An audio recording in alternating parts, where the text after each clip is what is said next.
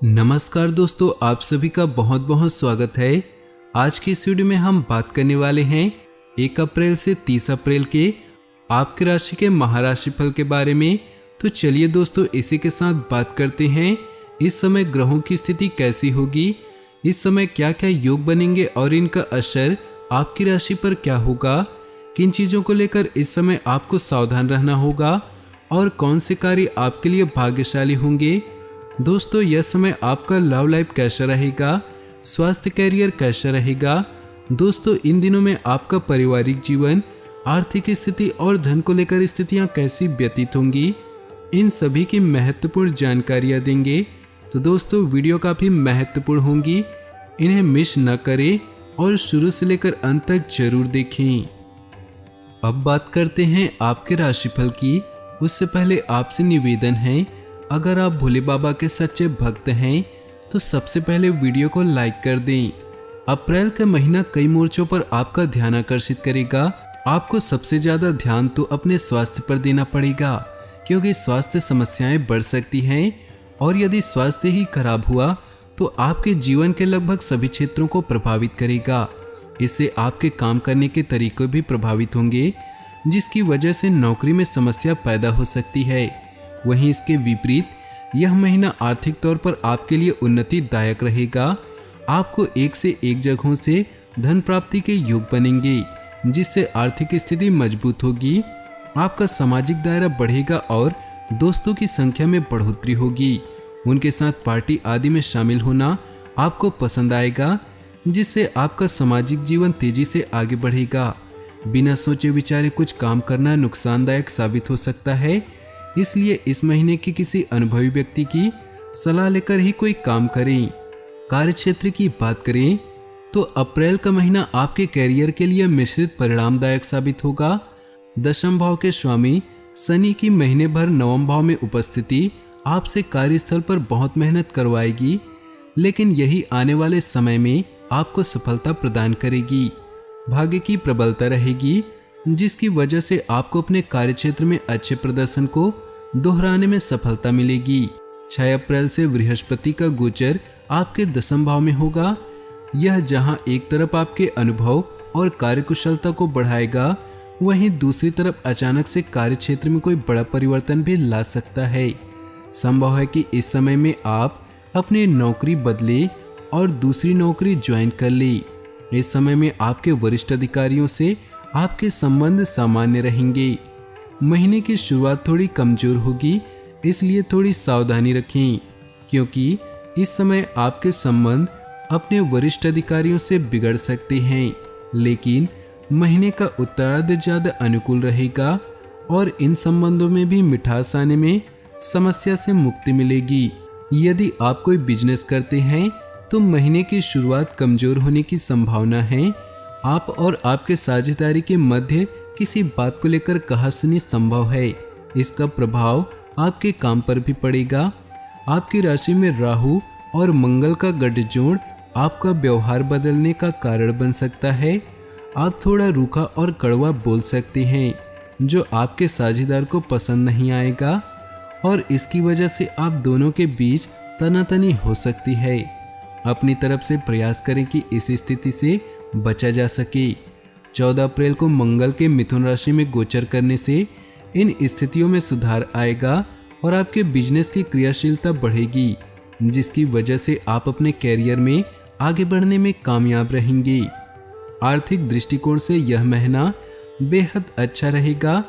एकादश भाव में 3 ग्रहों की उपस्थिति और उस पर शनि की दृष्टि होने से आपका एक से ज्यादा माध्यमों में धन प्राप्ति का योग बन रहा। यही वजह है कि इस समय में आपको आर्थिक चुनौतियों से छुटकारा मिलेगा और आपके पास धन की वृद्धि होगी। हालांकि 10 अप्रैल को शुक्र के द्वादश में जाने से खर्च में बढ़ोतरी का सिलसिला शुरू हो जाएगा। उसके बाद 14 अप्रैल को सूर्य और 16 अप्रैल को बुध के द्वादश भाव में चले जाने से आमदनी में कुछ गिरावट आ सकती है और खर्चों में वृद्धि का ग्राफ ऊपर बढ़ सकता है। इस वजह से आप थोड़ा परेशान हो सकते हैं। वहीं दूसरी तरफ 14 अप्रैल को मंगल के दूसरे भाव में गति करने और उससे पहले 6 अप्रैल को बृहस्पति के दूसरे भाव पर दृष्टि डालने के कारण आप कुछ पैसा सेविंग के रूप में बचा पाएंगे और अपने बैंक बैलेंस को बढ़ाने में कामयाब हो सकते हैं। इसलिए यह महीना आर्थिक दृष्टि को लेकर थोड़ा डांवाडोल हो सकता है।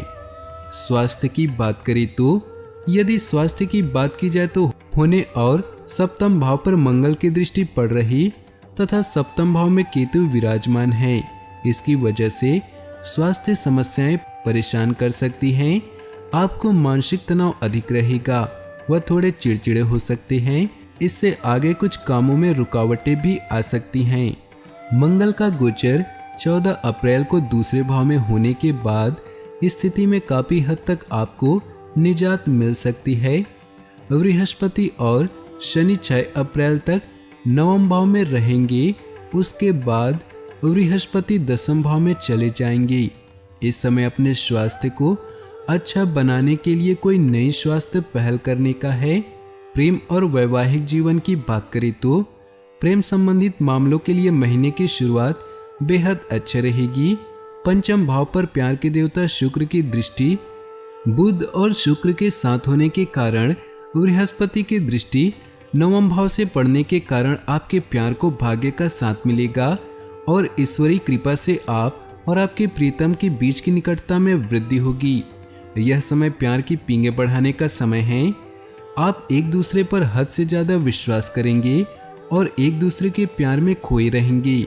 10 अप्रैल को शुक्र के राशि परिवर्तन के बाद से आपको अपने रिश्ते में प्रेम की कुछ कमी महसूस हो सकती है, लेकिन आपसी कम्युनिकेशन मजबूत होगी, जिसके फलस्वरूप आपका रिश्ता मधुर और मजबूत होगा। इस महीने आप इनके साथ कहीं घूमने फिरने या पार्टी करने बाहर जा सकते हैं। यदि विवाहित जातकों की बात करें तो सप्तम भाव में उपस्थिति केतु और उस पर मंगल तथा राहु का प्रभाव होने के कारण दाम्पत्य जीवन में चुनौतीपूर्ण स्थिति आ सकती है। आपको अपने जीवन साथी का व्यवहार समझ में नहीं आएगा और उन पर शक हो सकता है या आपको ऐसा भी लग सकता है कि वह आपसे कुछ छुपा रहे हैं। यही समस्या आपके दाम्पत्य जीवन को बिगाड़ने में अहम भूमिका निभा सकती हैं।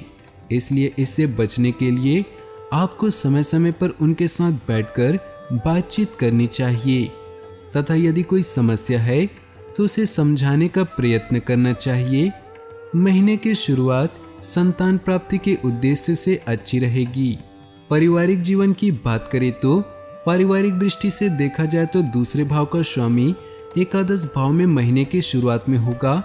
उसके साथ सूर्य और शुक्र भी होंगे। चतुर्थ भाव पर मंगल की दृष्टि होगी। इस वजह से पारिवारिक जीवन सामान्य गति से आगे बढ़ेगा।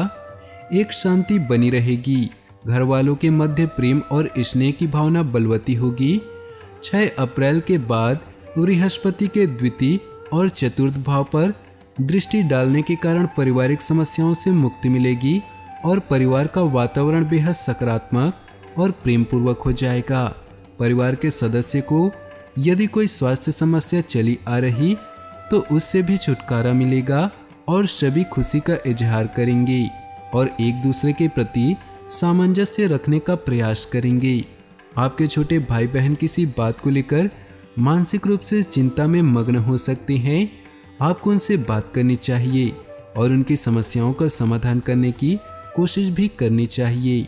इस महीने के लिए उपाय, आपको मंगलवार के दिन गेहूं और गुड़ तथा चने का दान करना चाहिए। राह के कुत्तों को भोजन खिलाना चाहिए। श्री विष्णु सहस्त्रनाम स्रोत का प्रतिदिन पाठ करना आपको कई समस्याओं से बचाने में सहायक रहेगा। मंगलवार के दिन किसी गार्डन में अनार का पेड़ लगाएं या लाल अनार फल का दान करें। दोस्तों, वीडियो पसंद आया हो तो नीचे दिए कमेंट बॉक्स में सच्चे श्रद्धा भाव से ओम नमः शिवाय जरूर लिखें। आपका दिन शुभ हो, मंगलमय हो।